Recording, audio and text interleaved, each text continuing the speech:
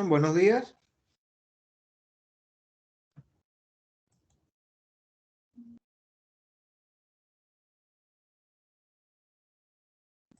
Sí, Kenny, te escuchamos.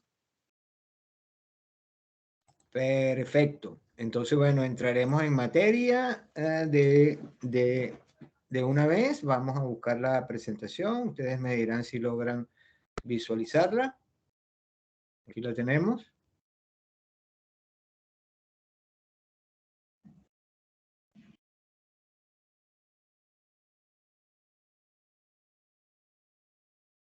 ¿Logran verla?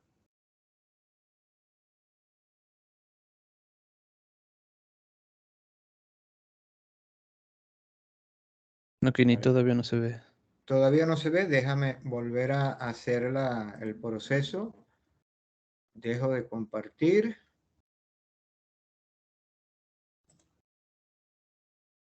A ver. Pantalla compartida. Ventana. Compartir. Allí estoy.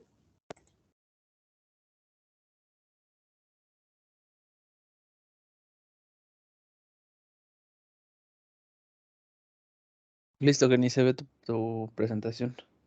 Perfecto. Amigos, entonces hoy continuamos con el módulo 5, con la unidad 4, que va a tratar de los mecanismos de cooperación interinstitucional.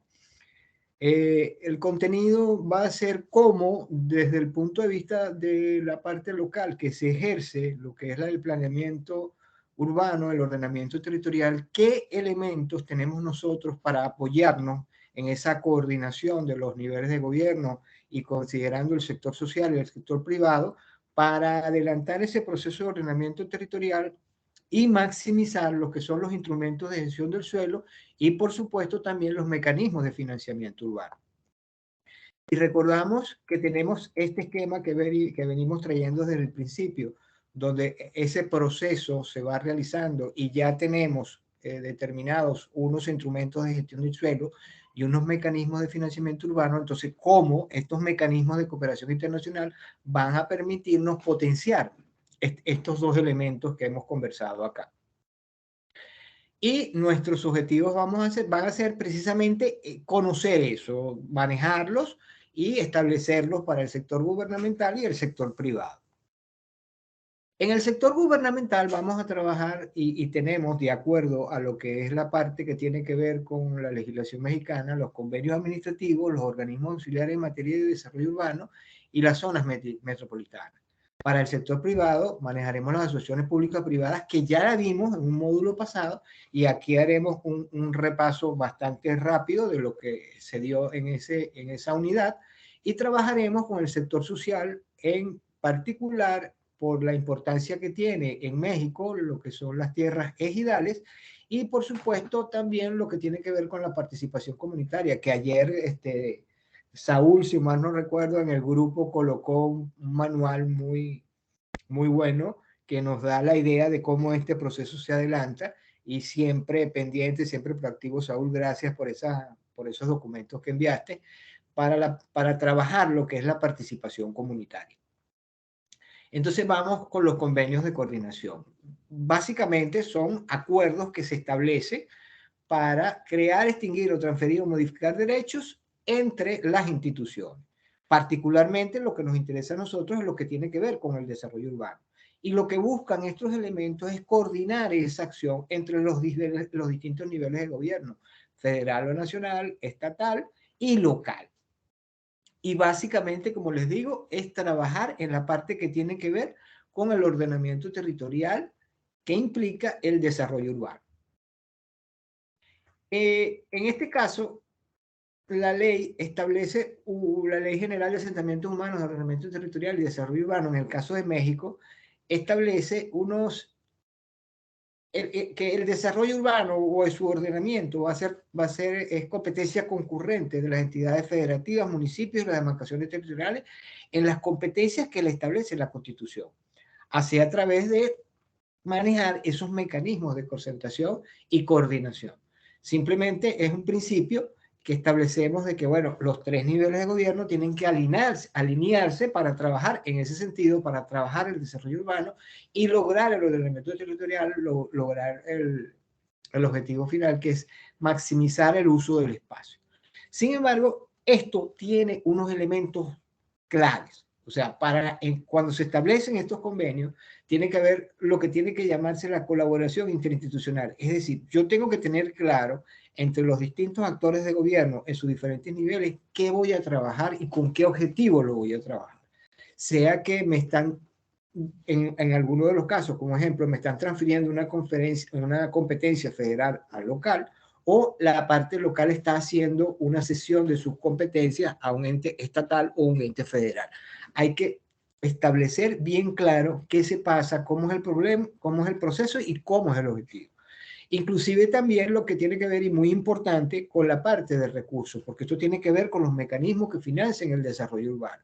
Es decir, si yo estoy asumiendo como autoridad local alguna competencia, siguiendo el ejemplo, que viene desde el nivel federal o el nivel estatal, si yo tengo que hacer esa competencia y tengo que generar acciones de esa competencia, pues es lógico también que me transfieran los recursos.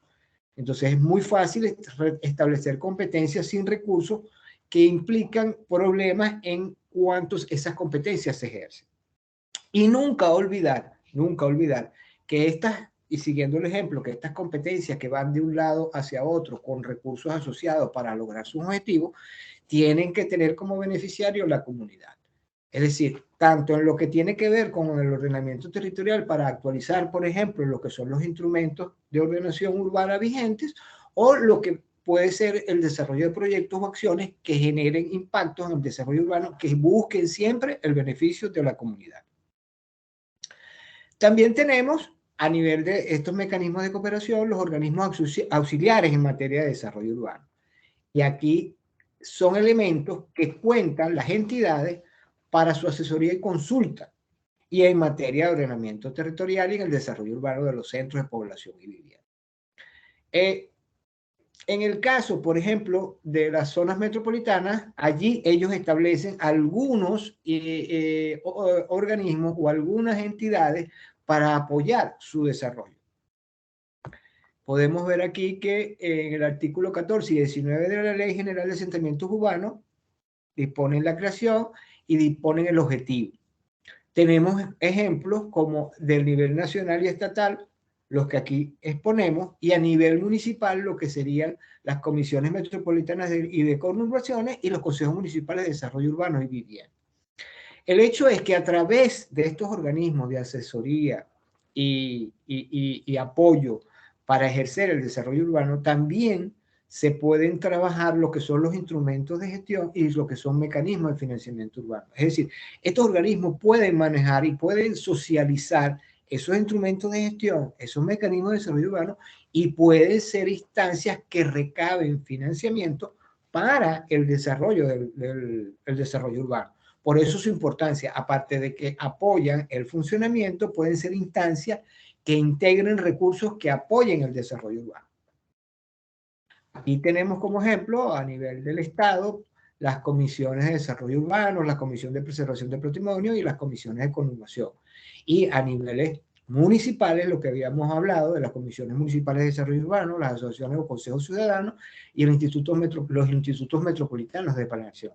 Por ejemplo, los implanes con la cantidad de áreas metropolitanas que tenemos en el caso de México.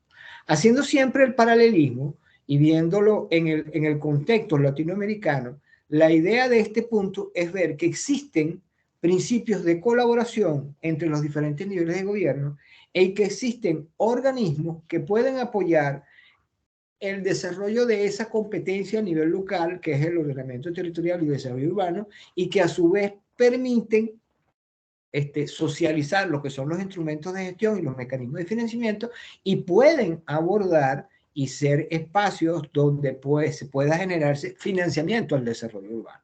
En este caso hemos visto el caso mexicano, pero en el ejercicio, digamos, que se llevan ustedes en el caso que vemos aquí a nivel latinoamericano es cómo, viendo este esquema, cómo en mi país, cómo en mi región, cómo en mi estado, cómo en mi localidad, esa colaboración y esos organismos están presentes. Y vamos a trabajar también lo que son, por supuesto, las zonas metropolitanas, que es un mecanismo de coordinación para abordar este fenómeno que cada vez es más recurrente por lo que hablábamos del crecimiento y de concentración de población en las ciudades. Sabemos que comienzan en los años 90, al caso de México, en el año 2015 existían 74 zonas metropolitanas. Estas zonas metropolitanas, como su nombre lo dice, pues va más allá de lo que es la parte local, pero incluyen varias localidades que pueden estar agrupadas, una o varias, en cada, con sus respectivas autoridades locales. Entonces, estar en un área metropolitana permite unas externalidades positivas, que es la posibilidad de obtener financiamiento. También permite fortalecer las capacidades que tengan las autoridades locales y permite armonizar los instrumentos de planificación. Por ejemplo, les pongo el caso que manejé de primera mano en el área metropolitana de Caracas, que hasta el año 2017 estuvo vigente. El financiamiento del área metropolitana como autoridad venía tanto del nivel nacional como del nivel local de los municipios que la integraban, 5 municipios que la integraban. Entonces, esa área metropolitana funcionaba con esos recursos, pero a su vez ella, para validar y establecer mecanismos de gobernabilidad y para que existiese un equilibrio entre lo que daban los municipios, regresaba a los municipios estableciendo prioridades y coordinando porque era específicamente en lo que es el desarrollo urbano, coordinando con las autoridades locales del desarrollo urbano, en qué espacio o bajo qué proyecto podía la alcaldía metropolitana apoyarlos para desarrollarlos por las limitaciones que se tenían. Entonces, por ejemplo, en caso de 2 municipios se financió lo que fue su programa de ordenamiento territorial a nivel local. Eso es un caso. Con respecto al segundo, de las capacidades, de fortalecer las capacidades técnicas, efectivamente la Alcaldía Metropolitana de Caracas establecía cursos de actualización, de formalización y capacitación, por ejemplo, en lo que vimos acá, que son los instrumentos de gestión de suelo. Hicimos cursos para mostrar la importancia de captar las plusvalías, hicimos cursos para demostrar determinados instrumentos de gestión de suelo, sus fortalezas y debilidades, etc. Es decir, se iba capacitando para que ellos a nivel local estableciesen su reglamentación y pudiesen caminar en cuanto a los instrumentos de gestión del suelo. Inclusive, tenía como beneficio también, con respecto al tercer punto, que es armonizar instrumentos de planificación, la Alcaldía Metropolitana de Caracas, junto con los distintos municipios que la integraban, establecían una visión objetivo. Y esa visión objetivo fue trabajada a través de un plan estratégico urbano metropolitano, y cada una de las visiones que de ahí decantaban establecidas con cada uno de los municipios era lo que privaba para establecer sus instrumentos de ordenación territorial a nivel local. Entonces, fíjense las posibilidades que como autoridad local tenía estar dentro de un área metropolitana, como fue el caso del área metropolitana de Caracas. Efectivamente, también nosotros acá en México pudimos conseguir experiencias relevantes con la zona metropolitana de Guadalajara, que trabaja con distintos organismos descentralizados que dependen de su funcionamiento, como es la coordinación metropolitana, la Junta de Coordinación Metropolitana, el Instituto Metropolitano de Planeación, un Consejo Consultivo de Planeación Metropolitana y un Consejo Ciudadano Metropolitano. Estas instituciones, estos organismos descentralizados dentro del nivel metropolitano me permiten fortalecer, por supuesto, la actividad metropolitana, pero también fortalecer lo que son las autoridades locales y apoyarlas en los diferentes aspectos que estos trabajan a nivel local. Vamos ahora en estos mecanismos de cooperación, ver lo de las asociaciones público-privadas de manera rápida porque ya lo vimos. Vimos cómo era la definición. En su definición es muy importante que la asociación público-privada maneje lo que es el riesgo y la responsabilidad en la gestión para lo que está formulado. Establecimos qué no era y qué sí era, los sectores y proyectos donde se podía utilizar, importante por la parte que tiene que ver con el desarrollo urbano en cuanto a la regeneración de centros y los proyectos sociales de vivienda, o proyectos de equipamiento, o proyectos de educación, o recolección y tratamiento de desechos sólidos, etc. Hacemos la importancia en estos dos últimos, pero que también todos esos elementos pueden ser abordados en ella. Vimos el proceso de cómo iniciar hasta consolidar una asociación público-privada. Establecimos sus elementos clave, qué externalidades positivas establecían.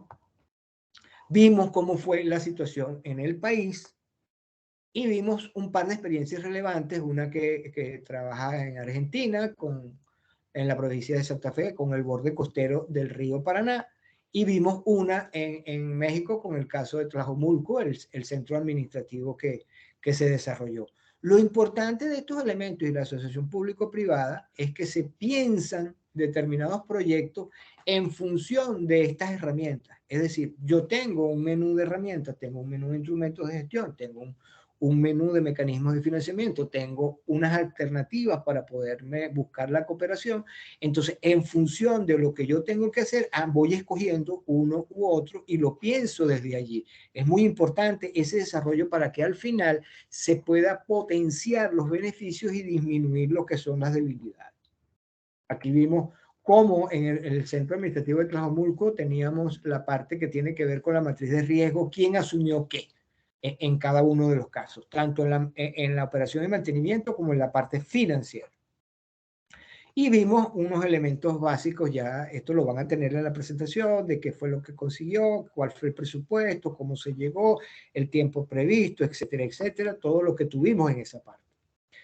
Y ahora vamos con lo que tiene que ver, porque vimos el sector institucional, vimos el sector privado, el sector institucional, a través de esos organismos que dan apoyo, y que pueden ser elementos para obtener recursos.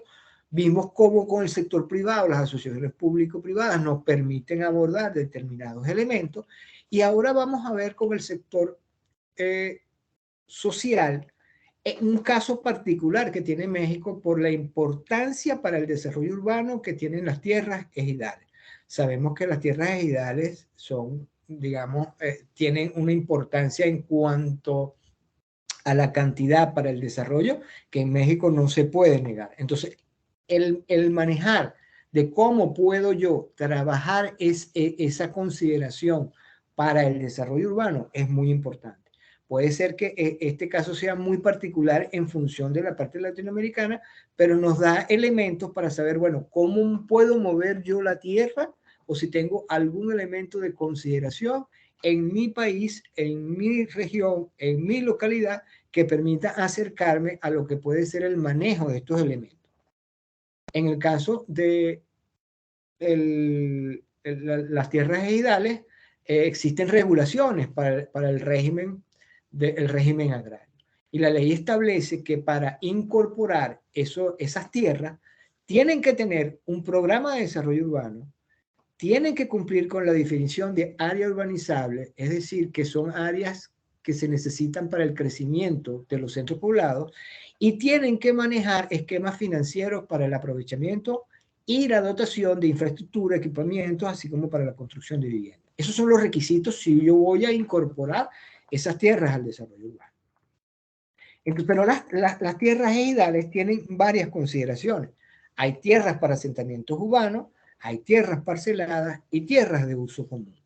¿Cómo puedo yo abordarlas desde el punto de vista de manejar el suelo para el desarrollo urbano?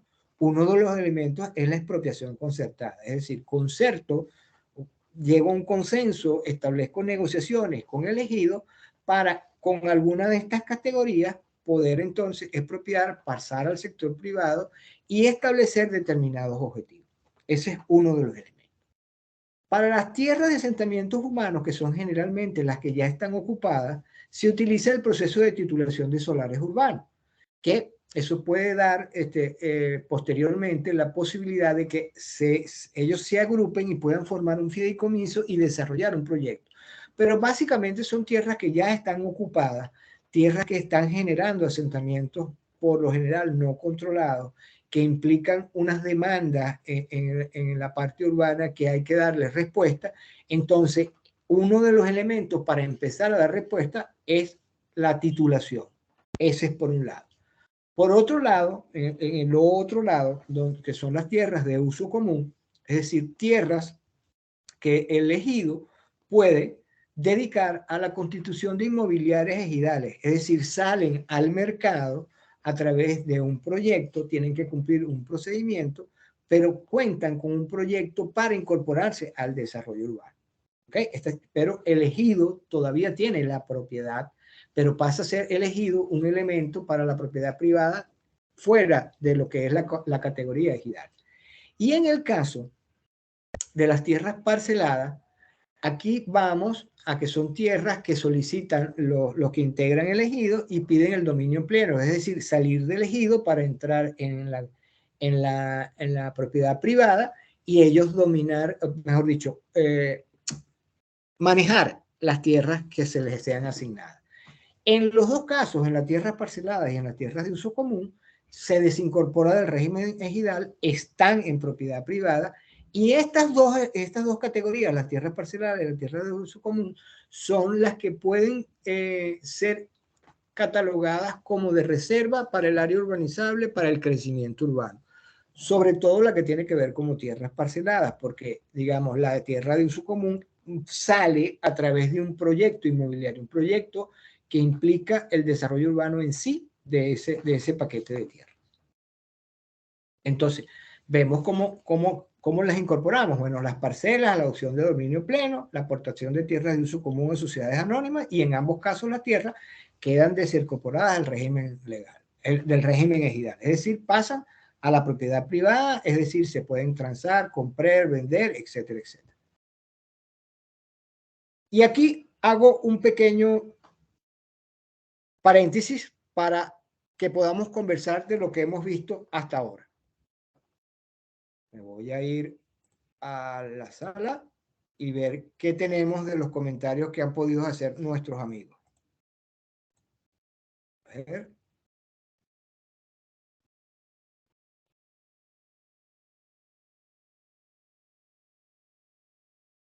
Oye, yo creo que yo los descoloco y tal vez tengo que hacer un break después porque ahí no tenemos algunos comentarios. O voy muy rápido. No tenemos comentarios aún. Bueno, entonces seguimos porque les doy... aquí levantó pero Cristín. levantó la mano. Acaba de levantar la mano Cristín. Adelante, Cristín.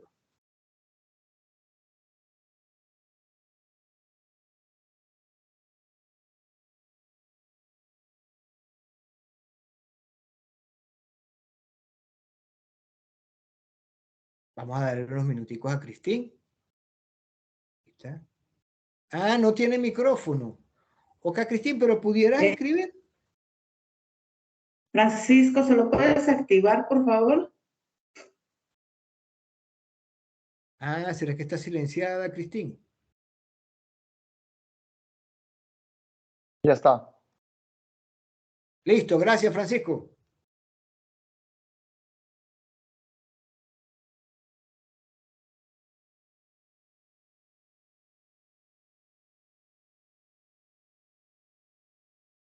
Ah, parece que es un problemita más allá de darle o no el visto bueno al micrófono.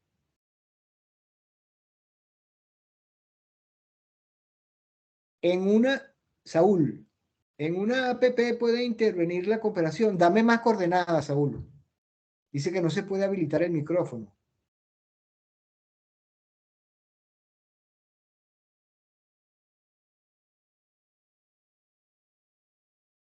Ella se puede quitar el mute. Ajá. Una vez que tú le des micrófono libre, ella tiene que activar el de ella de manera particular en su... Exacto. En su icono como tal. Sí, Y tal vez porque Saúl puede ahorita hacer lo mismo.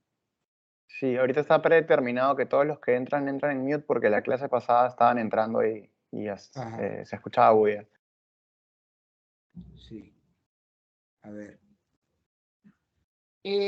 En una app puede intervenir la cooperación. Oye, Saúl, como un actor más, tendría que tener una entidad si te entiendo bien, tal vez si podemos resolver aquí, conversamos un poquito más, podamos intercambiar y lograr un poco algo más claro.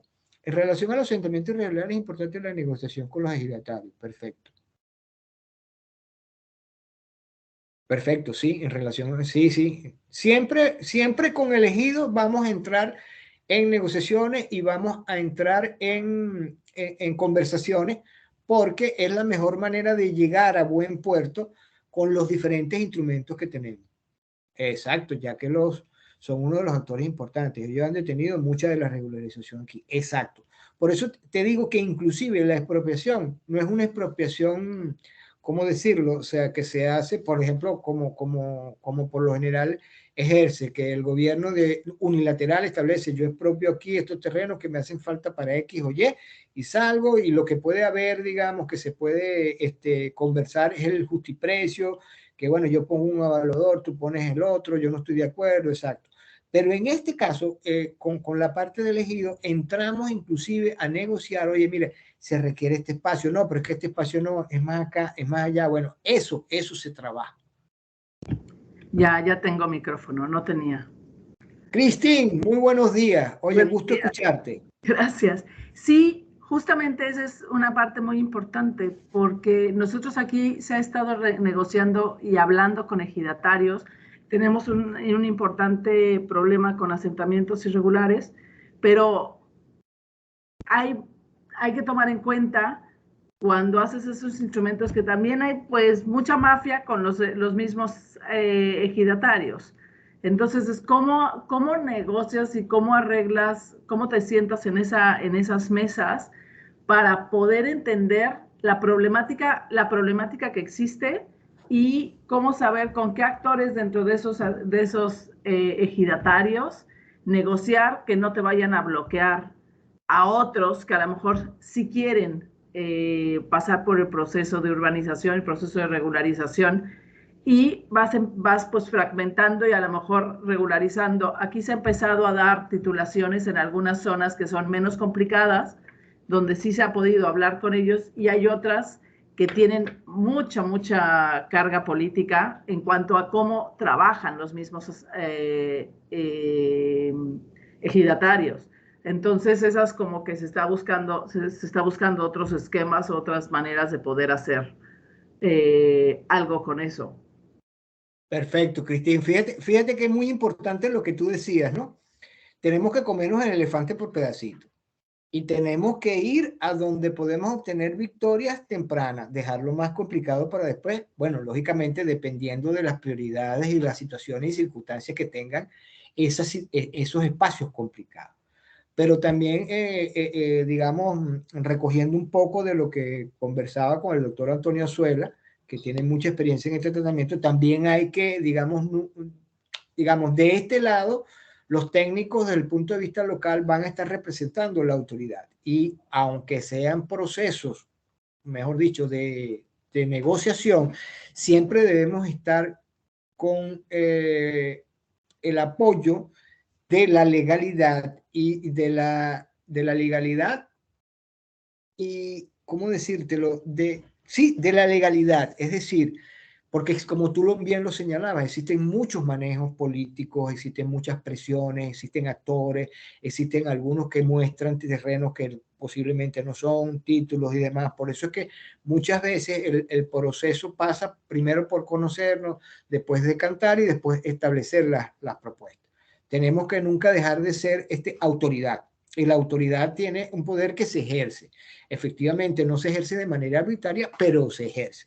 Entonces, digamos que a veces hay que hacer entrar, digamos, en razón y alinear los actores, tal vez con un poco de presión, no utilizar la palabra fuerza, porque puede malinterpretarse, pero sí con un poco de presión para el logro de lo que queremos.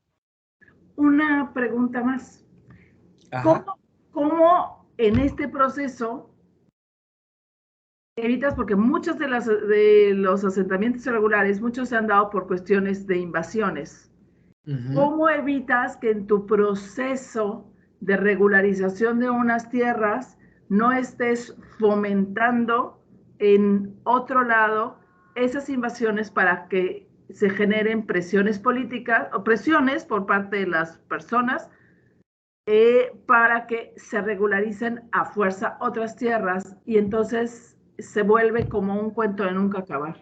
Sí, es como un círculo que el perro que se muerde la cola, ¿no? O sea, yo regularizo y porque regularizo tengo más invasiones, entonces tengo que regularizar más, etcétera, etcétera.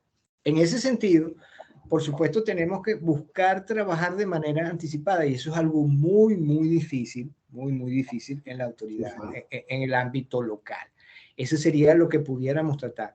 Ahora bien, nosotros también tenemos que establecer a nivel local una serie de requisitos para esos procesos de regularización, más allá de que simplemente sean desarrollo, y la ley los tiene, que tenga solamente esa propiedad, que no tenga otra propiedad, etcétera, etcétera, en el caso mexicano. Pero, por ejemplo, en el caso latinoamericano, que existe mucho, que son los desarrollos urbanos no controlados y que se han ido creciendo a medida que las ciudades, pues, tienen problemas para dar respuesta a esas áreas que se necesitan por el crecimiento. Entonces ahí es donde está el problema. Nosotros tenemos que dar respuestas para el crecimiento, si no vamos a estar siempre detrás de la manguera apagando el fuego.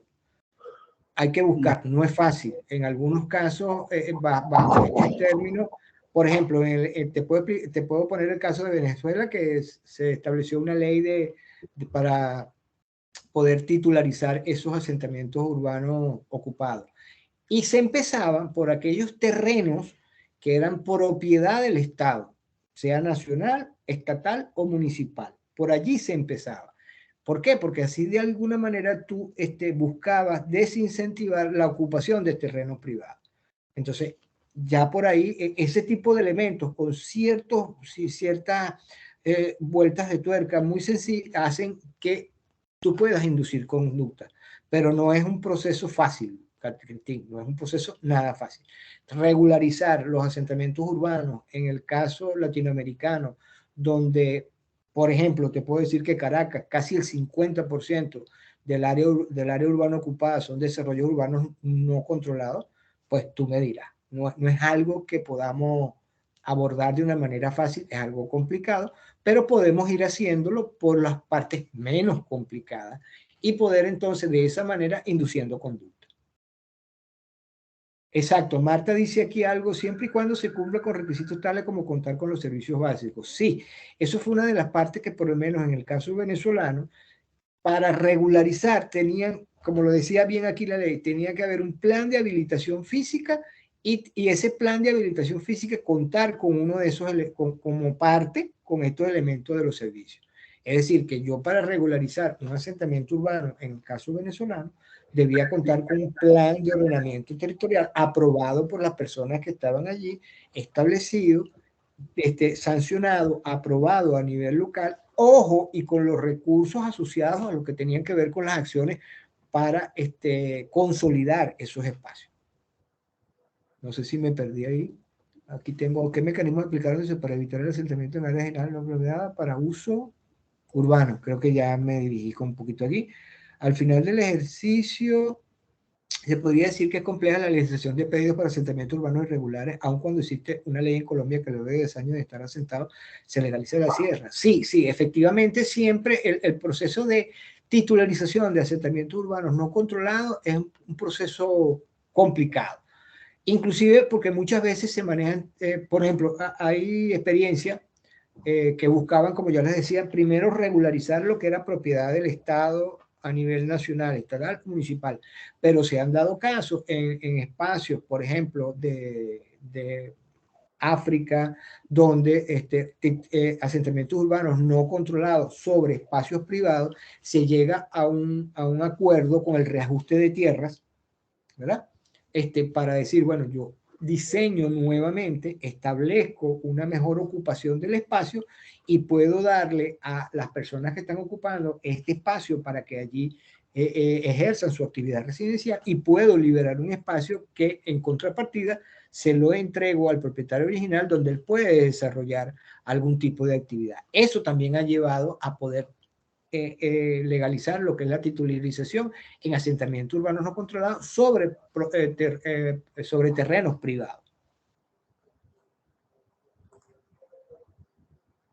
Nos fuimos un poquito por los asentamientos urbanos no controlados, pero es algo que también entiendo porque tiene que ver con las realidades locales que estamos trabajando en Latinoamérica.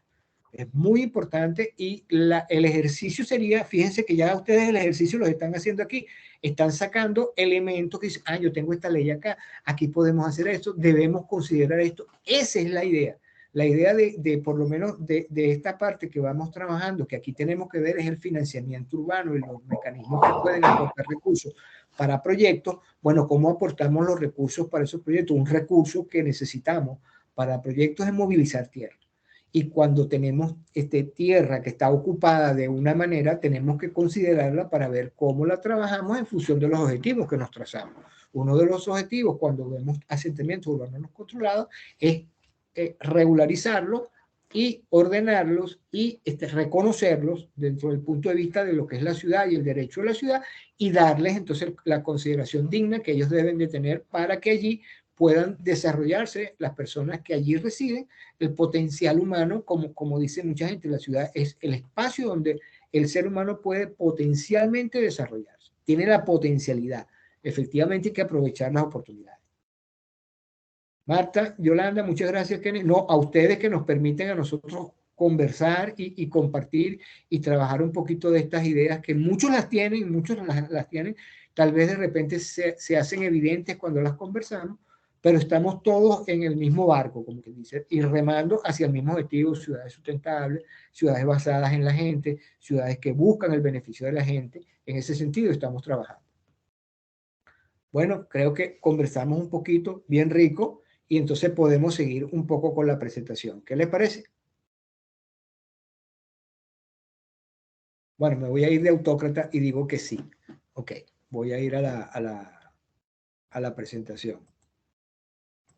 Quedamos aquí.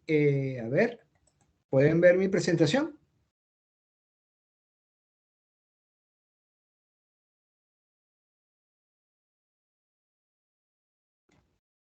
A ver.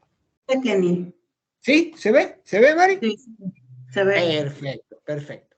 Entonces, ahora vamos con los mecanismos de cooperación y vamos a cerrar con lo que tiene que ver con la participación ciudadana, con ese manualcito que mandó Saúl, que bien me hizo la entrada para lo que tenemos que trabajar hoy en día.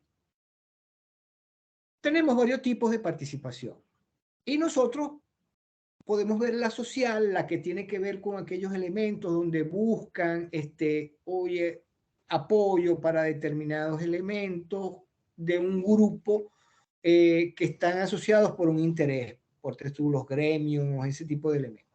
Tenemos la comunitaria, desde el punto de vista de Serrano, como que la vi, que me pareció muy bueno, la que tiene que ver con aquella que se busca para apoyos a nivel de la comunidad. Tenemos la política, que tiene que ver con el ejercicio en esos elementos de partidos políticos y relación con el estamento de autoridades. Pero la ciudadana es la que nos interesa porque es la que tiene que ver con el involucramiento de los ciudadanos en la administración pública. Tiene que ver con los mecanismos de democracia directa, tiene que ver con la revocación del mandato y tiene que ver porque entra a lo que puede ser la prestación de servicios o elaboración de políticas públicas con esa participación ciudadana. Es decir, esta participación ciudadana es cuando el ciudadano, el que está en la ciudad, entra a interactuar con sus autoridades buscando más allá de que lo tomen en cuenta, sino para buscar poder dar soluciones y aportes a lo que es el ámbito de su vivir en la ciudad y que entra desde el punto de vista de nosotros con la parte del desarrollo urbano. Hay diferentes niveles de esa participación. La parte informativa, con campañas, consultivo, que me pueden consultar, pero el resultado no es vinculante. Decisorio, pero una parte decisoria que dice, bueno, ok, te consulto, y si dice que sí, bueno, esa es la que gana, y si dice que no, bueno, si esa es la que ganó, los recuentos de votos, esa es. Pero una que nos gusta mucho es la cogestión, que implica trabajar en implementación y seguimiento, que es la que, digamos, desde el punto de vista local, tenemos que buscar obtener, que son las autoridades locales las que tienen que promoverla, las que tienen que buscarla y las que tienen que disfrutarla. Efectivamente, no están exentas de problemas ni de obstáculos, pero los beneficios son muy fuertes. La Ley General de Asentamiento Humano, en el caso de México, establece que hay que promover esa participación. Y al menos en estas materias, muy importante para el tema que nosotros estamos trabajando, supervisión de financiamiento, construcción y operación de proyectos, el financiamiento y operación de proyectos, y la ejecución de acciones y obras urbanas. Casi nada, o sea, esto es una maravilla. Yo tengo que buscar promover la participación ciudadana en estas materias, que tienen que ver con el desarrollo de las acciones que buscan consolidar objetivos de mejoras, objetivos de conveniencia en los instrumentos de ordenación territorial para un lapso de tiempo establecido. Entonces, allí debo de contar con la participación ciudadana. ¿Qué instrumento? Bueno, en cada país, en cada ámbito local, habrán algunos instrumentos un poco más, un poco menos, un poco más variados, un poco más limitados, pero nosotros colocamos aquí el caso de la Ley de Participación Ciudadana en la Ciudad de México, que establece como instrumentos las organizaciones ciudadanas, las comisiones de participación comunitaria, la coordinadora de participación ciudadana, la colaboración ciudadana, la asamblea ciudadana y, ojo, caímos en el sitio donde queríamos estar, el presupuesto participativo. Un instrumento que es súper útil y que se ha visto súper útil, se ha probado que es súper útil a través del tiempo. Entonces, ¿en qué consiste? Bueno, que usted convoca a los habitantes de un ámbito territorial bien específico, selecciona determinados temas que se les presenta para que ellos decidan si quieren ser atendidos o no de acuerdo a una premura o a un establecimiento de orden. Esa opinión se establece a través de una consulta y una vez que eligen, los gobiernos se acogen a esa consulta y hacen lo que en la consulta se establece. En este caso, como es un presupuesto participativo que tienen obras, bueno, las obras se jerarquizan y se dice, bueno, ok, tiene que ser obra en espacio público, en agua y en vialidad. Bueno, allí voy a dedicar entonces yo el énfasis de mi gestión. A su vez, este presupuesto participativo no solamente va en el sentido de que las autoridades locales pueden preguntar, sino que los mismos ciudadanos pueden proponer a las autoridades locales. Es decir, yo he estado en procesos de autoridades locales que han estado tratando de trabajar y presentar un presupuesto participativo a las comunidades y resulta que las comunidades nos madrugan y nos presentan un presupuesto.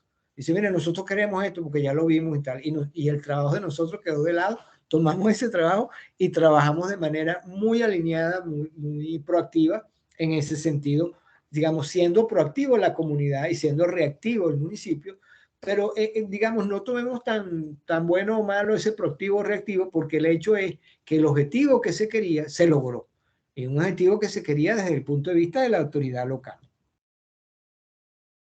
Pero el presupuesto participativo lógicamente necesita condiciones, necesita elementos, necesita contar con ciertas cosas que le permitan funcionar de una manera óptima. Y una es la voluntad política, o sea, yo tengo que tener la voluntad de generar este proceso, de aceptar lo que me digan y de buscar el logro de lo que se aceptó y de lo que me dijeron. Lógicamente también tiene que haber capital social, es decir, y a su vez el presupuesto participativo genera capital social, es decir, tiene que haber una agrupación, tiene que haber una gente organizada, tienen que por lo menos amalgamarse en relación para dar una opinión con respecto al presupuesto participativo. Y el presupuesto participativo a su vez consolida el capital social, es decir, consolida esas agrupaciones comunitarias que empiezan a trabajar. También necesita de personal competente, es decir, cómo presento yo, cuáles son las dinámicas, cuál es el sistema para establecer las prioridades, etc. El personal que trabaja con el presupuesto participativo debe tener las competencias y las herramientas técnicas para llevarlo adelante. La colaboración ciudadana. La comunidad tiene que colaborar, tiene que trabajar junto con el personal para lograr el objetivo que es el presupuesto participativo. Es decir, hacer esa consulta, obtener los resultados y ver en qué se va a invertir, sobre qué obras se propone. También debe buscarse que ese presupuesto participativo por lo general se trabaje en espacios relativamente reducidos, donde, digamos, no llegamos a unos procesos tan complicados para definir sobre determinadas materias. Y eso es una de las cosas que de repente se han tomado en cuenta, donde se va agregando espacios y se va subiendo la escalera y se va haciendo cada vez más grande, pero parte de espacios más pequeños que se le van sumando elementos para poder, por ejemplo, llegar a un presupuesto participativo a nivel de todo un municipio, cuando el municipio es muy grande o cuando el municipio es más pequeño, pero efectivamente se van trabajando y se van agregando espacios. El presupuesto tiene que tener, ese presupuesto participativo se implica, porque muchas veces el presupuesto participativo a veces se deja que yo tengo que hacer determinadas obras y esta es la que quiero. Pero el presupuesto participativo no solo es eso, también decir qué obras quiero y qué recursos necesito para hacer esa obra.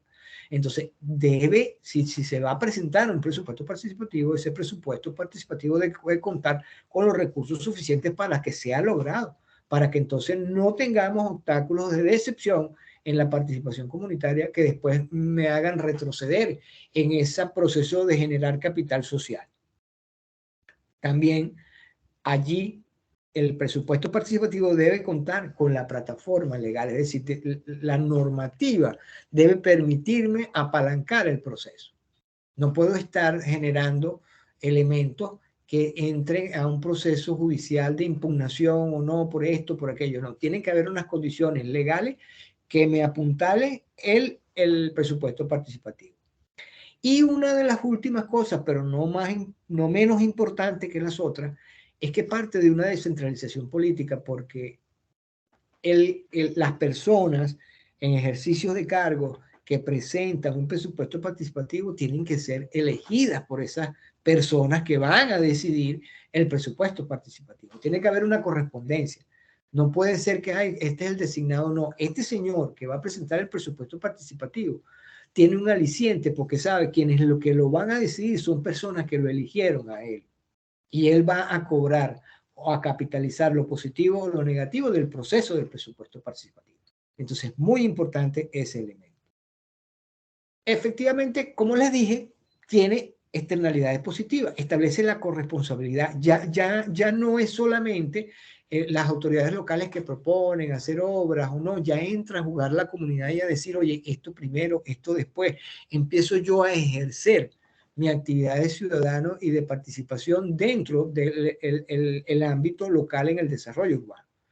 Efectivamente mejora la calidad de vida, porque cuando yo establezco, mejor dicho, las comunidades establecen qué es lo que requieren en su prioridad, van directamente relacionados con su calidad de vida, buscando mejoras en la calidad de vida. Inclusive permite el presupuesto participativo ejercer lo que se denomina el Contraloría Social.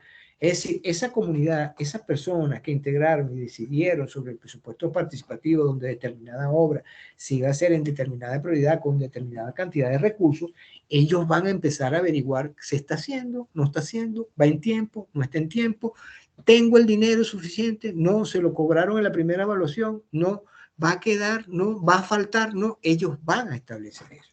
Y ellos, con esa ayuda, le van a permitir a la autoridad local disminuir los errores en la gestión urbana. No es que yo pienso que aquí esto está de primero y esto se ve de ojito, no, a mí me están diciendo esto es lo primero y tienes que hacerlo con estos recursos y estos recursos están dando y lo están haciendo bien. O sea, los errores que yo pudiera cometer se disminuyen. Se disminuyen. En el caso de México, y les acompaño a todos a ver cómo está esa participación comunitaria y cómo se está ejerciendo el presupuesto participativo en cada uno de sus países. En el caso mexicano, pues están ligados a contextos urbanos en las zonas de mayor poder económico, tienen una baja densidad institucional participativa, es decir, las instituciones que están asociadas allí pocas están participando. Tienen una fuerte centralización fiscal, es decir, es difícil obtener los recursos. Hay incentivos para que aparezcan, pero poco para que se mantengan en el tiempo. Y esto genera sectores sociales descentralizados en el proceso. Pues. Y muchas veces cuando se toma la decisión, la decisión no trasciende. Cuando vienen a ver, oye, me preguntaron, yo les dije esto y establecimos que serán las prioridades, y cuando vengo a ver que voy a ejercer la Contraloría Social, resulta que me cambiaron la prioridad y ahora están haciendo esto y no están haciendo lo otro. O sea que esos elementos se dan. Como les comentábamos, nosotros hicimos este curso en el contexto para la región del sureste y establecimos allí cuáles estados de los 5 del sureste tenían leyes que trabajaban el marco participativo y se hacían referencia al presupuesto participativo. Solo en Chiapas y en Quintana Roo conseguimos elementos directamente al presupuesto participativo. Hay leyes que establecen en mayor o menor medida la participación comunitaria. Por supuesto, ¿dónde conseguimos nosotros esto extendido con muchísimo trabajo positivo a través del tiempo? Bueno, en Brasil, que fueron los que comenzaron a trabajar los brasileños comenzaron a trabajar esta metodología, y aquí tenemos algunos de las cifras que nos dan, que han trabajado con más de 300.000 participantes. Se han producido una cantidad de viviendas significativas a través de la participación. Más de 280.000 habitantes han ayudado a establecer opciones estratégicas para sus ciudades, y en el 2011 se habían ejecutado más de 1.400 proyectos relacionados con el presupuesto participativo. Entonces, eso es bastante relevante. En el caso venezolano, en Ciudad Bolívar, Puerto Ordaz, se trabajó inicialmente en la década de los 90 los presupuestos participativos. También en Caracas pudimos hacerlo, pero como también ha pasado en esta parte de México, pues entran en algunos procesos de más o menos actividad, luego decaen, pero las autoridades locales últimamente están tratando de volverlo a retomar porque saben lo importante que es y saben los beneficios que tiene. En el caso de México también tenemos experiencias relevantes con las consultas ciudadanas sobre el presupuesto en el año 2019. Se estableció como una figura legal en el 2010. Inclusive logró un aumento del presupuesto dedicado a la participación de los vecinos del 3 al 5%. Se ampliaron los rubros a ser seleccionados y la consulta cuenta con el carácter vinculante. Ahora bien, no todo, como le decíamos, no todo el proceso ha sido libre de inconvenientes. Ha presentado que las debilidades es que los rubros son muy reducidos.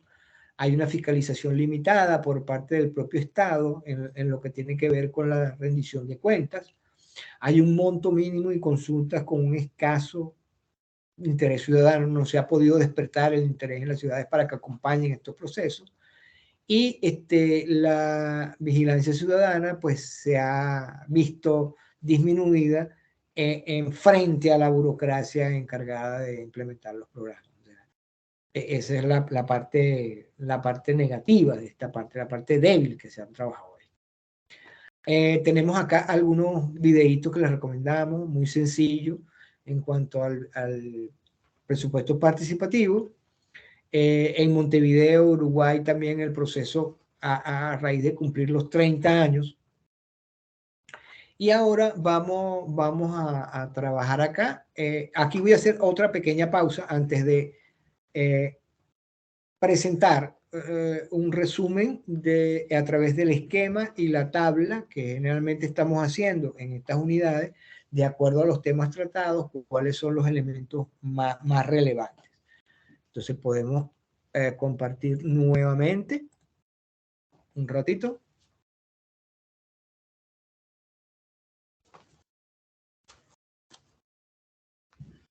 Oye, los desconcentro, ¿vale?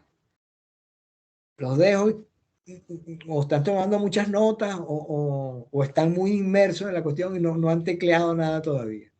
Tienen la oportunidad de teclear o de levantar la mano y conversamos. Pues.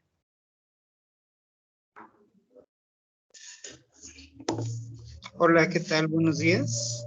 Buenos días. ¿Con quién converso? Con Erwin Medina, del municipio de Tizayuca, en el estado de Hidalgo, en México.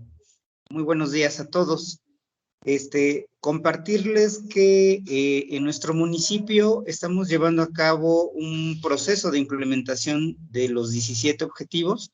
Estamos en ese proceso de ir un poco más allá de esa alineación con los ODS, ¿no? Y bueno, esto lo menciono porque, pues como ustedes saben, la agenda lo que promueve es precisamente la participación ciudadana. O sea, pues eso es fundamental. Y bueno, también compartirles que en el municipio tenemos una dirección de participación ciudadana. Tenemos una dirección de planeación y evaluación, y dentro de la Secretaría de Obras Públicas tenemos otra dirección de planeación exclusivamente dedicada al tema de las licitaciones, adjudicación. El tema de la Contraloría Social es algo que nuestra presidenta municipal está impulsando muy fuerte, y que son es esta propuesta de poder involucrar a los ciudadanos en el seguimiento de la obra pública, desde el inicio hasta que se termina y se da una especie como de finalización, ¿no? De que se entregó una obra de calidad y donde los ciudadanos pues tienen que dar el visto bueno, ¿no? Bueno, este planteamiento yo lo hago porque pues es muy importante conocer en los municipios quiénes son estas figuras que participan de estos procesos, ¿no? Y seguramente con todo esto que les acabo de decir, ya podrían ustedes ir imaginándose pues la necesidad de la buena comunicación que debe de existir entre todas estas personas, para que precisamente estas propuestas de presupuesto participativo, participación ciudadana, etcétera, pues realmente participen. Y yo ahí como coordinador del tema de los 17 ODS, que es una oficina nueva que se aperturó en Tizayuca, pues también ahí tenemos alguna participación.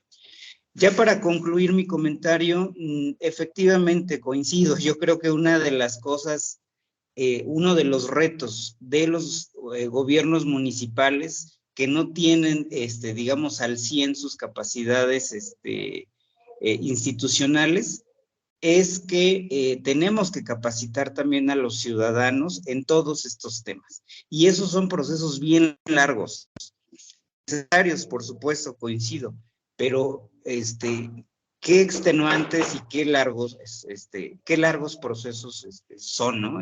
O sea, hay muchas implicancias. Afortunadamente, nos ha funcionado muy bien tener esta dirección de participación ciudadana, porque la persona que está al frente de esta dependencia tiene a su cargo precisamente, digamos, la gestión, la administración, el acompañamiento de consejos ciudadanos que representan a las diferentes localidades, colonias, fraccionamientos que tenemos en el municipio. Sin embargo, en Tizayuca, bueno, se están haciendo esfuerzos muy importantes, pero sí definitivamente todavía nos falta avanzar en el tema de los presupuestos participativos, porque está muy centralizado. Ese es un tema que lamentablemente no se ha podido desarrollar del todo, y los presupuestos, el dinero como tal, es un asunto que depende eminentemente de la Secretaría de Finanzas, y no hay tanta comunicación con todos estos agentes que acabo de decir. Entonces, esa es una aportación, una experiencia local. Muchas gracias y que tengan muy buen día. Oh, gracias, Erwin, por la experiencia. Y hablaste algo muy importante, que es la manera de cómo este proceso participativo o la elaboración de esto, el proceso participativo no es del dominio, digamos, exclusivo de alguna dependencia a nivel de la autoridad local. Es decir, puede haber una dirección o una institución o un departamento X encargado de fomentar la participación, de ir, y aquí lo enlazo con lo que dice Marta, de poder capacitar y de poder, digamos, generar ese capital social de los líderes y demás para generar esa participación. Que Yolanda lo comenta acá, que, a ver, considero que una de las falencias que puede tener la participación es la poca inversión para formar líderes o lideresas con capacidades para la toma de decisiones. Efectivamente, eso es un elemento que pudiera estar a cargo de esta dirección, pero lo que tú comentabas es muy importante. Cuando hablamos de los recursos están en otro lado. Los recursos están en otro bolsillo. Entonces yo tengo que empezar a trabajar a ese señor de los recursos como si fuera mi cuñado rico. Es decir, tengo que tratarlo bien, tengo que empezar a hacer un trabajo de convencimiento, de traerlo, de invitarlo y tal. ¿Por qué? Porque es el señor que tiene el dinero. Y hay que trabajarlo bien, pues hay que darle todas sus cuestiones. Ahora, inclusive, esto se empata con lo que dice aquí Pedro. Es recomendable tener diferentes grupos de participación ciudadana y desde su experiencia cuáles son las mejores estrategias para sostener la participación activa de la población. En cuanto a los diferentes grupos de participación, efectivamente, cuando estamos en una autoridad local, las diferentes localidades van a tener diferentes grupos. Inclusive dentro de una localidad, digamos, no solamente porque las localidades son diferentes, sino porque dentro de una misma localidad pueden haber diferentes grupos. El punto es que cada grupo va a luchar por sus intereses, cada grupo va a gestionar lo que considera prioritario. El punto es llevarlo de tal manera que podamos obtener y que cada quien, que podamos generar un proceso de ganar-ganar. No es un elemento fácil. Ahora, las mejores estrategias para sostener la participación es que podamos que las personas vean que lo que hacen tiene un referente y que se logra. Si nosotros damos victorias tempranas a lo que son los diferentes grupos de participación, esos grupos se van a mantener en el tiempo. Si no, yo considero que es muy poco lo que se puede hacer más allá de un proceso que puede tener, digamos, que puede tener fechas en el tiempo. Porque ahorita vamos a hacer el proceso del presupuesto participativo, lo terminamos y ya el grupo no siguió participando o no siguió elaborando. Lo que permite el presupuesto participativo es generar capital social y ese capital social luego debe potenciarse en función de pasar a otras actividades para seguir participando a nivel de la autoridad local. Aquí Saúl, vamos a ver Saúl, en Bolivia en el 94 se implementó la ley de participación popular, donde se dio el derecho a la población de los municipios de decidir sobre su desarrollo, el uso de sus recursos y sobre el control del uso de los recursos. Oye, qué bueno y que eso se esté gestionando, que se esté desarrollando y que se esté ejecutando. Hay muchas consideraciones que, bueno, efectivamente apoyan y establecen esos elementos, pero lograrlos es tema de otra harina, o sea, es harina de otro costal, ya lograrlo implica otras cosas. Y como lo decía con el amigo anterior, los diferentes actores que entran a nivel local desde el punto de vista institucional, aquí entra control urbano, aquí entra tesorería, aquí entra hacienda, aquí entra participación ciudadana, tienen que entrar en contacto para lograr ciertos objetivos. Y uno de ellos es, por ejemplo, la participación ciudadana. A ver qué tenemos aquí con Marta. Marta, considero que sería importante que se agruparan interdisciplinariamente, así sería más lógico y más fácil sobre articulación y participación ciudadana y gobernabilidad. Efectivamente, generalmente los grupos que de alguna forma participan a nivel local tienden a especializarse. Hay los que están, digamos, los que están a favor de las mascotas, los que están a favor del espacio público, los que están a favor del medio ambiente, los que están a favor de la movilidad, etcétera, etcétera. Y ellos internamente tienen sus colaboradores que trabajan en una u otra disciplina para ayudarlos a comprender lo que es la complejidad del ámbito urbano a través de la interacción de múltiples variables desde el punto de vista sistémico.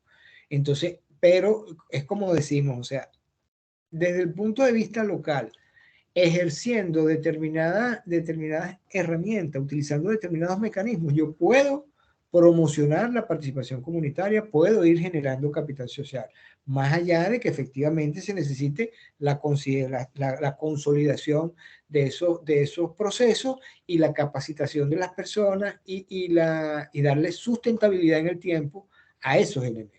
Lógicamente, habrán grupos que logrado determinado objetivo, pues se diluyen al poco tiempo. Hay grupos que se mantienen porque van viendo objetivos, van logrando y se van trazando y son elementos, ya es una dinámica del propio grupo. ¿Algo más por acá? Ya tengo a Saúl, tengo a Marta. Marta, conversamos. Marta, Francisco, Oye, Kenny, pues dígamelo. yo quisiera agregar a todo esto que están diciendo, o sea, todo esto de la participación ciudadana, la participación social. En el siguiente módulo vamos a tener una clase donde vamos a ver los diferentes métodos, un decálogo de la participación ciudadana, ¿no? 10 diversos métodos para hacer participación ciudadana, ¿no? Ahorita aquí estamos hablando de cómo la ejecutas, cómo lo integras, cómo se integra el presupuesto participativo. Sin embargo, la unidad 1 del módulo 6 es una unidad específica de participación ciudadana. Nada Perfecto. Qué buen llamado a botón, Mari, efectivamente. Aquí damos una introducción para que ustedes lleguen allá con estas inquietudes que allá de alguna manera van a aterrizar a través de lo que comentaba Marisela, de metodologías, herramientas y demás elementos para ejercer esa participación. Entonces aquí me devuelvo a lo que estábamos trabajando, me devuelvo a la presentación para finalizar ya dentro de poco. Aquí estamos, tengo el esquema y la tabla de resumen, ¿logran verlo? Lo coloqué en el modo de la presentación.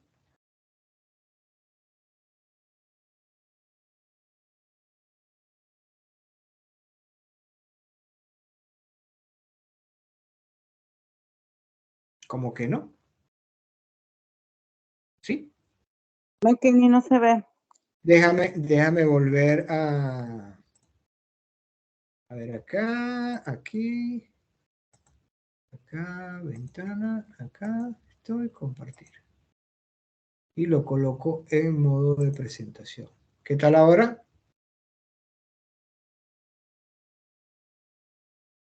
Ya se ve, Kenny. Perfecto, gracias, Mari.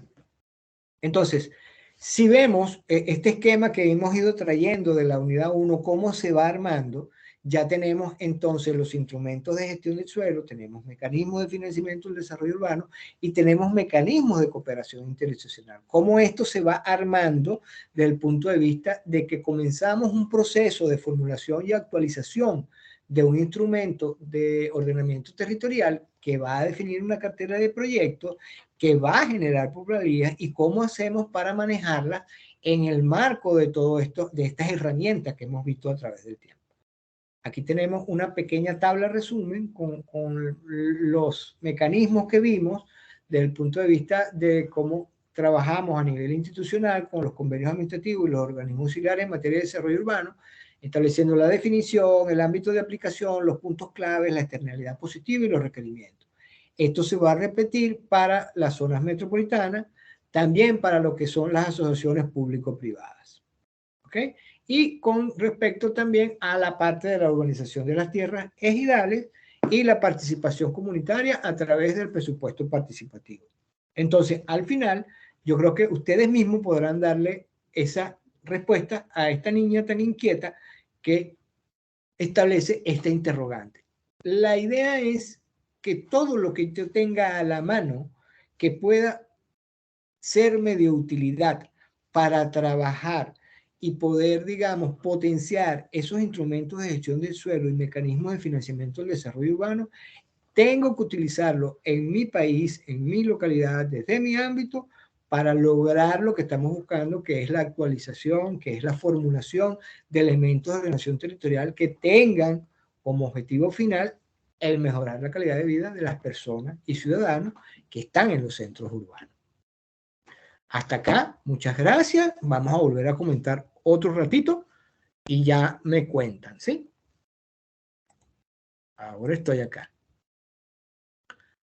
Estamos acá, disponibles para conversar otro rato. A ver.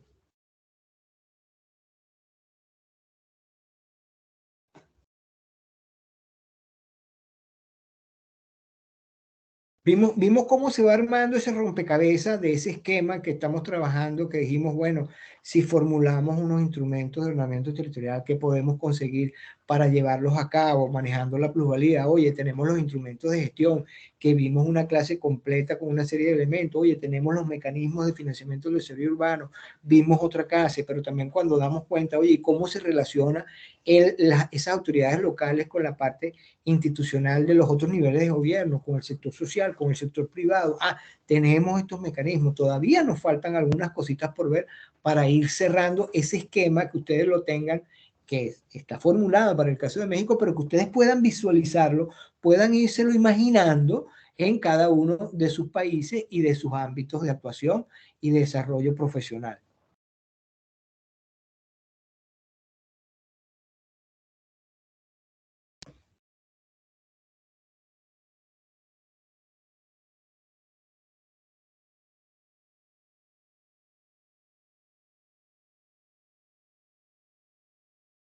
Como que lo sorprendí tanto que están en el proceso de poder dar una respuesta. Bueno, aquí estamos.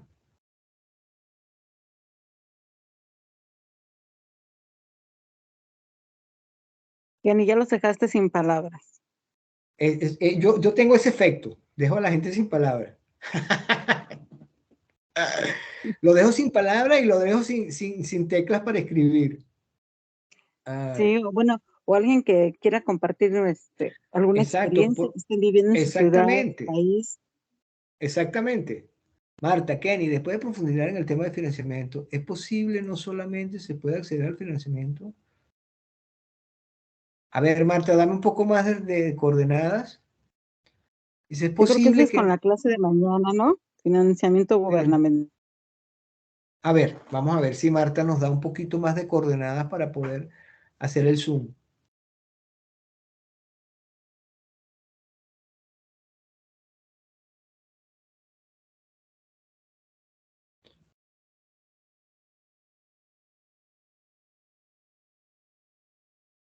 El financiamiento puede ser efectivamente, yo puedo tener, Marta, es decir, no necesariamente debo pasar por un gobierno para financiar un proyecto. Wow. Sí, efectivamente, tú puedes tener financiamiento internacional. Optar a lo que pueden ser las fuentes de financiamiento, por ejemplo, con los entes multilaterales, Banco Interamericano de Desarrollo, Banco Mundial.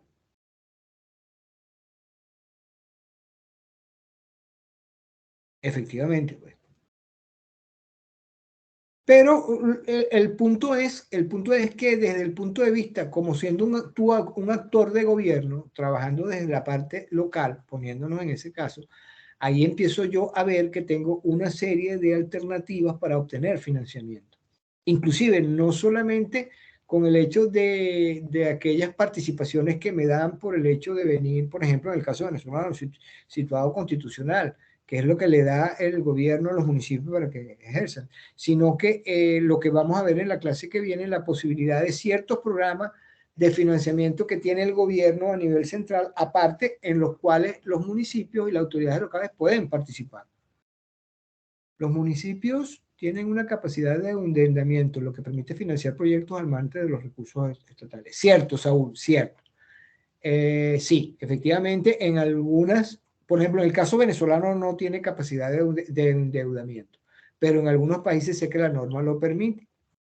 Y allí hay que trabajar con mucho tacto, porque puede generarse lo que decíamos al inicio de este elemento cuando hablábamos de los mecanismos de financiamiento, pueden generarse debilidades, digamos, endeudar al municipio a un nivel tal que ya empiece a limitar su capacidad de funcionamiento por los recursos que debe de destinar al pago de la deuda. Ajá. Es decir, si quisiera presentar un proyecto para realizar la ubicación de un asentamiento regular, sí, si estás dentro de los programas que ellos manejan, Banco Mundial, Banco Interamericano, creo que AESI, que es la Asociación de Cooperación Española, todo depende, digamos, hay que, cuando trabajamos el financiamiento internacional, tenemos que ver y presentar el proyecto de acuerdo a los objetivos y elementos que buscan determinadas figuras del ámbito internacional que financian proyectos. Es decir, si esta persona va a lo que son, por ejemplo, proyectos que tengan que ver con cambio climático, perfecto, por allá me voy. Si estas personas van a que lo que disminuyen el riesgo ambiental, por allá me voy.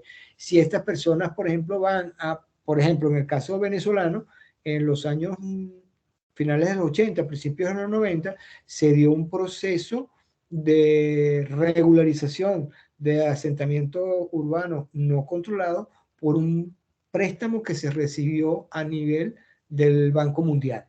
Y se hizo en Caracas, sé que se hizo en Caracas, se comenzaron a hacer toda la regularización y todos los planes de habilitación física para eso.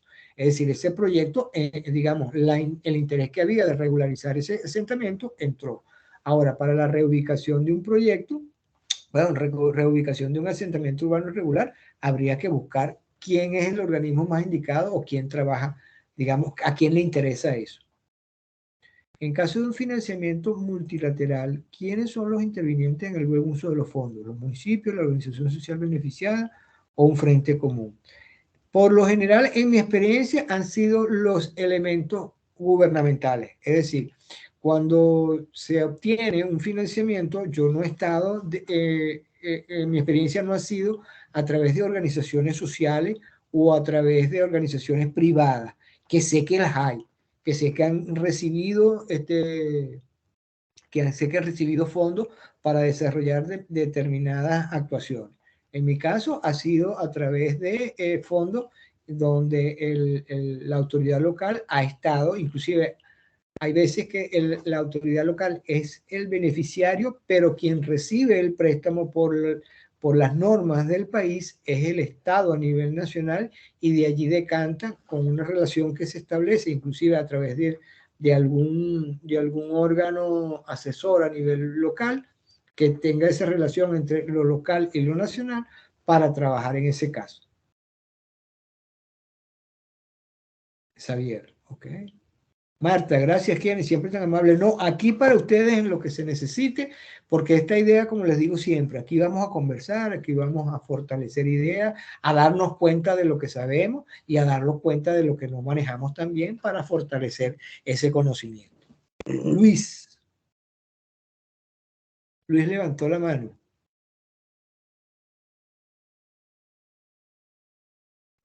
Buenos días a todos, ¿cómo están? Muy buenos días, Luis, un placer. Es que igualmente me estoy alejando un poco, estoy en la oficina, por eso estoy del celular, pero quería mostrarles un poquito lo que significa nuestra ciudad de Bogotá, porque las quiero, no sé si la ven ahí. Esta es Bogotá, capital pues obviamente de Colombia, y quería mostrarles un poquito desde la experiencia, devolverme un poquitito al tema de la legalización de los barrios. Digamos que Bogotá tiene alrededor del 25% del área urbana con barrios, asentamientos de origen informal. Este es un proceso que se ha venido haciendo entre dos secretarías, la Secretaría de Planeación, a la cual yo trabajo en este momento, pero anteriormente trabajaba con la Secretaría del Hábitat, que es donde inicia el proceso de legalización. Entonces, la verdad que quería mostrarles, ¿sí ven mi proyección? Sí, lo vemos. Ok. Entonces, les decía que es algo muy importante que pues se tenga en cuenta todo el proceso de lo que significa o lo que significa el área de origen informal de las ciudades. Creo que es demasiado importante la participación. Y si bien es cierto, Marisela nos decía que había un módulo más adelante, sí me parece importantísimo lo que ha mencionado Kevin y lo que ha mencionado algunos compañeros sobre este tema.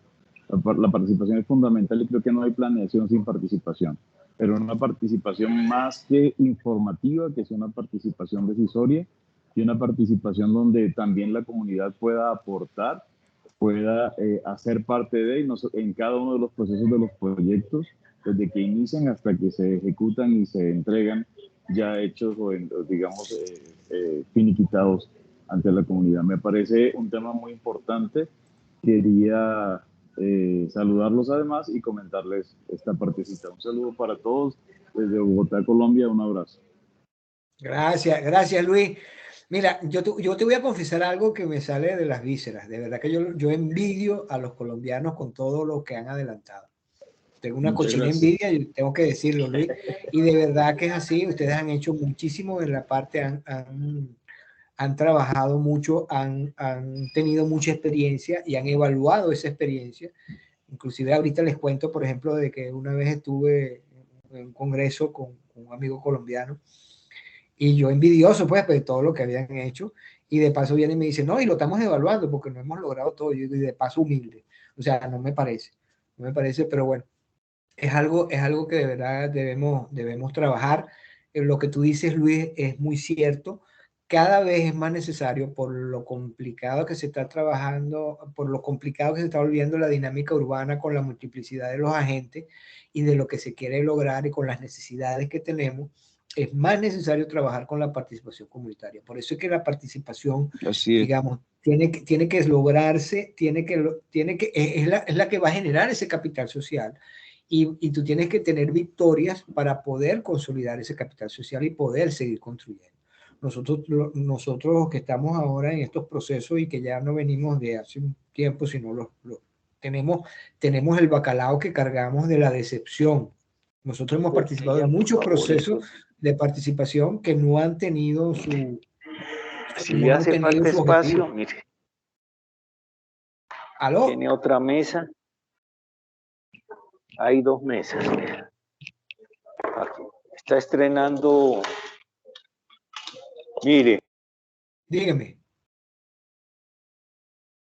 ¿Quién me conversa? Yo creo que es alguien que se le prendió el micrófono. Ah, ok, porque me estaba invitando a una mesa. Yo dije, oye, qué bueno, así trabajaremos en 2 mesas. Pero cerrando el comentario que hablaba, hay que poder lograr esos procesos participativos a través de victorias que consoliden y generen capital social. Eso es parte de lo que tenemos que trabajar y que lo van a ver en el módulo que viene ya con herramientas y algunas metodologías que les van a permitir ese paso.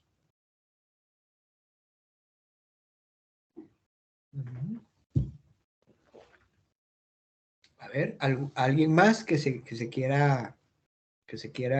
queramos conversar, algún tema que nos esté quedando por allí, alguna referencia, algún referente, alguna experiencia particular?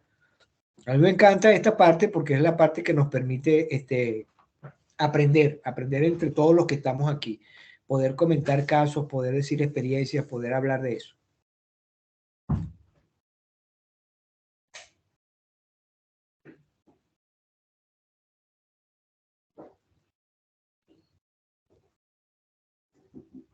Pues Mari, como que los muchachos consideran que ya estamos en elemento.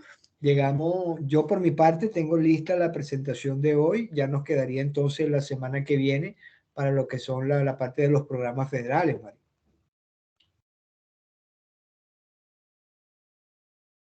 Sí, la clase siguiente es programas federales y vamos a cerrar con una clase magistral de la experiencia brasileña en financiamiento urbano. Exacto, sí, no se la pierdan esa clase magistral que es de los bonos, los CEPAC, en el caso brasileño. Oye, va a ser increíble, de verdad, no se la pierdan, es algo muy interesante. Ustedes lo van a ver y dicen, pero bueno, ¿cómo se imaginaron esto? Bueno, ahí lo van a ver de verdad cómo se la inventaron y lo importante que significan esos elementos como instrumento de movilización de suelo, plusvalías y demás. Muy importante, se la recomiendo.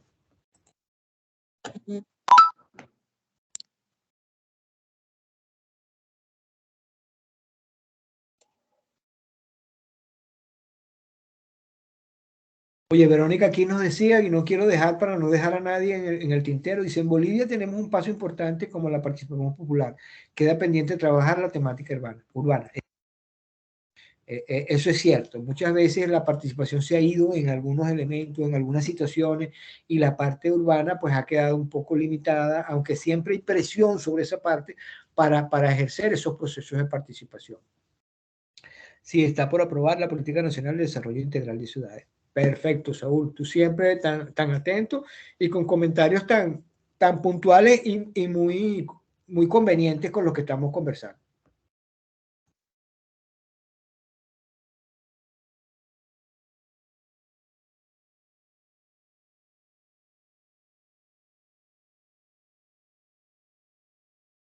Bueno, Mari, te paso el testigo, yo aquí estoy y estoy por el grupo, cualquier cosa, cualquier comentario, allí podemos conversar y tener algunas impresiones. Muchas gracias por el día de hoy, gracias por sus comentarios, gracias por sus aclaraciones y espero haber ayudado a que en este espacio podamos ir construyendo, fíjense, capital social de aprendizaje. Gracias. Bueno, pues muchas gracias a todos, que tengan buen día y nos vemos en la siguiente clase. Gracias. Muchas gracias, feliz día a todos. Buen día, hasta luego. Excelente. Gracias. Buen día. Hasta luego. Buen día a buenos todos, días, saludos. Gracias.